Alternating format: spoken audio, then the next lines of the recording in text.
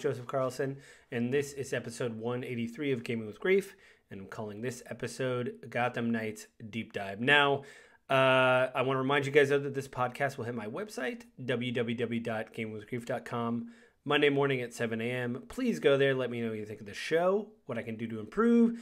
Give me some shares, some likes, stuff like that. You can also go to gwgpodfellows@gmail.com.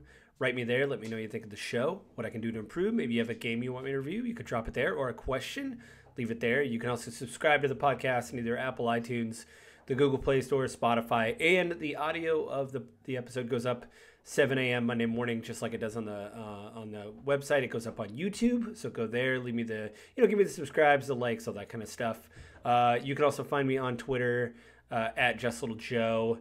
I signed up for Blue Sky, which is apparently Jack Dorsey's new project. It's only, I guess, in you basically just get alerted when I guess they're in beta right now, so I'll probably get an email invite hopefully soon. I know Twitter's going through some troubles right now. I mean, this isn't really the time or the place to talk about that. I have a lot of thoughts, but I wanted to try. You know what? It's always good. I like change. I like to mix things up. Blue Sky seems interesting, especially someone like Jack Dorsey. Love him or hate him, he does have experience in the social media space, so he's trying out. Or it's not called Blue Sky. I think it's called Free Sky.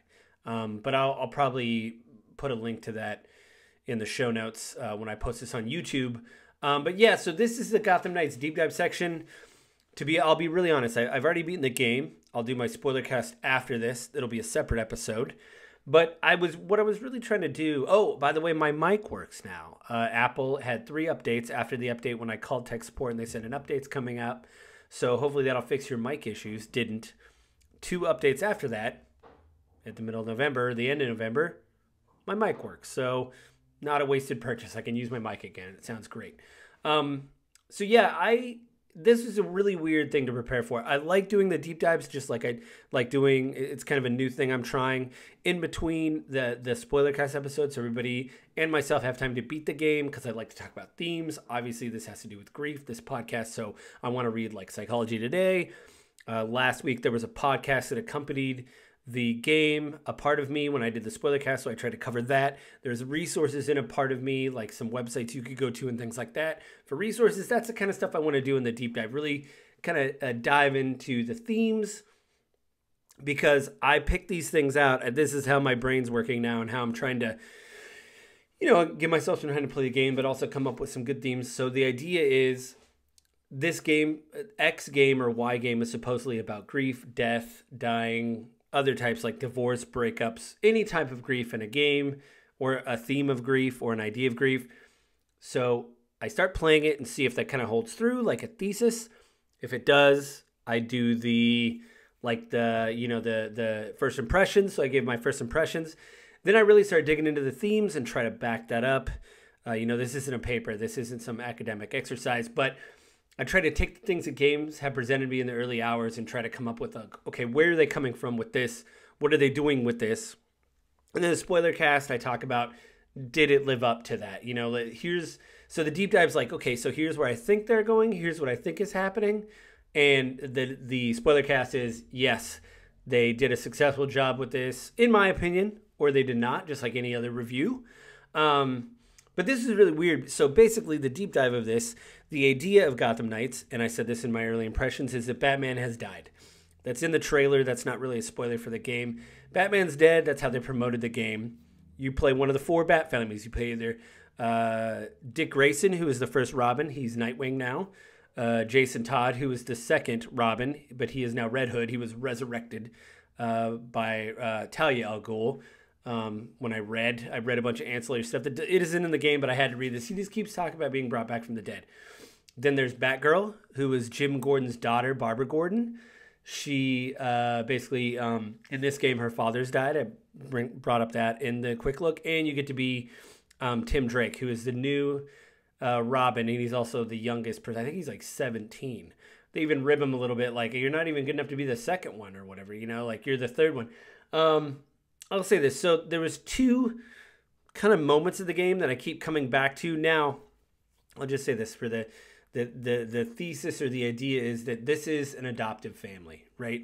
Batman has taken these people pardon the pun, under his wing.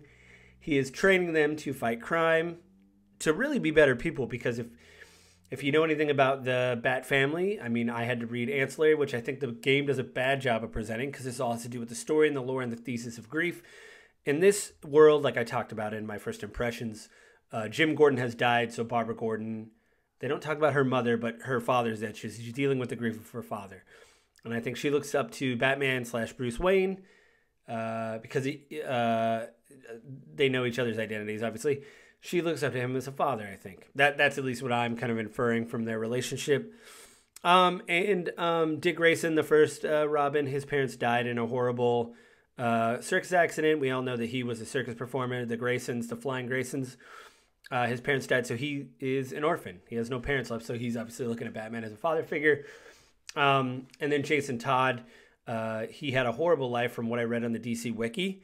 So literally, I read the Cliff Notes version, but he, his parents, I think his father was a petty criminal. His mother was addicted to drugs, and he was really always dealing with anger issues, and Batman helped him deal with that.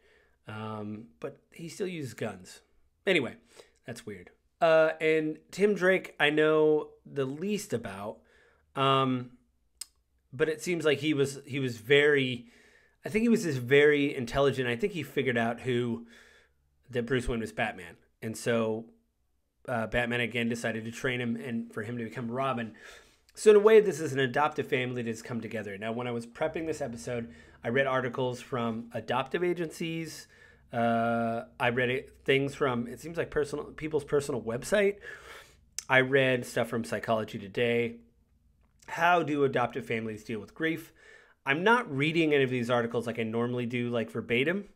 But one of the themes that came up in several of these articles that I read, because I don't know, they just seem to kind of stray from this idea of an adoptive family. But one thing that all these articles talked about was that there's grief behind the grief. In other words, there's, like with grief at all, there's a lot of layers. But when you're grieving, when your adoptive parents die, you also have these feelings of guilt for maybe your birth parents. They died, or you don't know what happened to them being an adoptee. And so I thought this was kind of an interesting dynamic within the Bat family during the game, because everybody is kind of, are they thinking about their parents, their birth parents? Batman has just died, so this person that taught them all these skills, taught them to be better people, is dead. So how do they pick up the pieces? And I think this is an interesting dynamic. I'll get it into the spoiler cast, but I don't really think that they really, there was a couple lines that stuck out with me. I'll really get into the spoiler cast, but these two lines seem to me to be something that someone writes, and I've heard this before in other movies and books, where you just write a line and you go, that's good enough. Maybe I'm not going to, there's a lot of people at these studios that develop these games. It goes through a lot of processes of whatever. And again, they're probably not making the game for the same reason I'm looking at the game, but I thought it was important to bring up that this is a game about death. I mean, this is someone that they looked up to that died. And I think it's tragic the way they deal with it. I think that there's moments that are good, but there's these two moments in the game, actually probably three, that really just did not sit with me in a good way, where I thought that line just, and it's not even something where I'm like, oh, they could fix it. I think they just needed to take it out. It was just a moment of omission. And I think that would have made the game much better. In fact, there's one line where I was like, it was redundant, where I'm like, what? And then, I guess, I'll get it back into Spoilercast.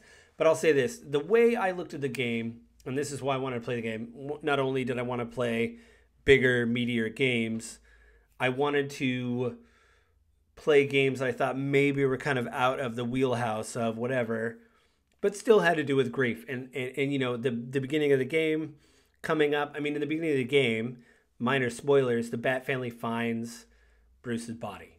So they know he's dead. And so they all have to deal with that in their own way.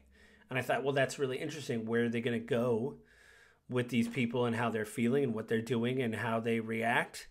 And I'll say this. They have little touches in the game where you'll see your symbol Red Hood, it's a red Batman symbol. Nightwing, it's a blue symbol that's kind of like a bat something creature. I don't know. It's just a bird too. Anyway, I don't really know what that is. Batgirl is just a yellow or purple, I think, bat symbol. And Robin is just a green R with a circle around it. You'll see these symbols pop up in the Belfry, which is your base, every once in a while. And they have these really touching moments with different members of the Bat family. I want to say this. I know the game has been just totally not, I don't know. Lukewarm, I think, would be charitable. It seems like a lot of reviewers that I listen to and like, GameSpot, IGN, Kind of Funny, Friends Per Second, Skill Up. People seem pretty let down, but it seems like the general audience consensus is that people really like the game. But I gotta shout out to the team.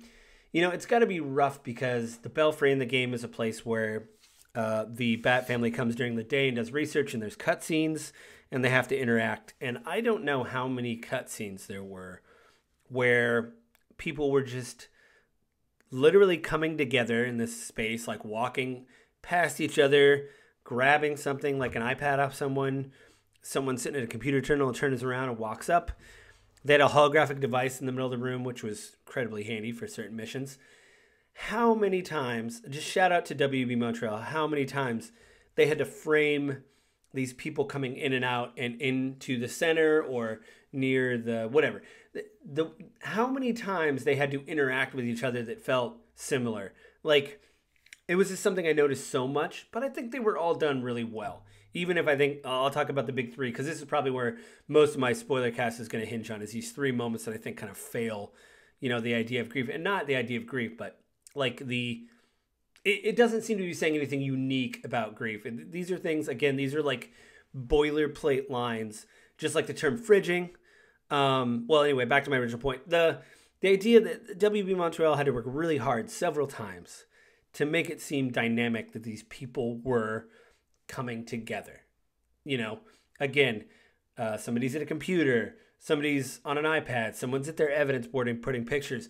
They all had to come together and speak to develop the story because they always had to do stuff in the Belfry. I think there was one cutscene that took place in another location with another character, with Alfred or something. How many times the team had to be like, okay, we only have this small space, so like, should Jason Todd be repairing the bat cycle over there? Yeah, let's have him do that. Okay, he's in the corner. Where's Babs? You know, why don't we have a viewing room upstairs so they could watch movies and stuff and just kind of chill out? One thing I didn't see in the whole thing, there was a bed. When do these people sleep? This is a conspiracy. I busted it wide open. Are they? Well, there's a couch up there, but that's it. Are they can't all sleep on the couch. You're telling me the Bat family doesn't have a cot? Where? Where was the cot? Oh, I'm about four achievements from getting every achievement in the game I'm playing on Xbox. I usually don't 100% games, and I say this all the time. I did enjoy this game when I got done with the main story. I had maybe 10 or 11 trophies or achievements that were pretty doable. A couple of them, I think I have one left. It's just go collect all these things, which Power Picks, shout out to Power Picks on YouTube. They do an amazing job if you're looking for a guide to walk through stuff.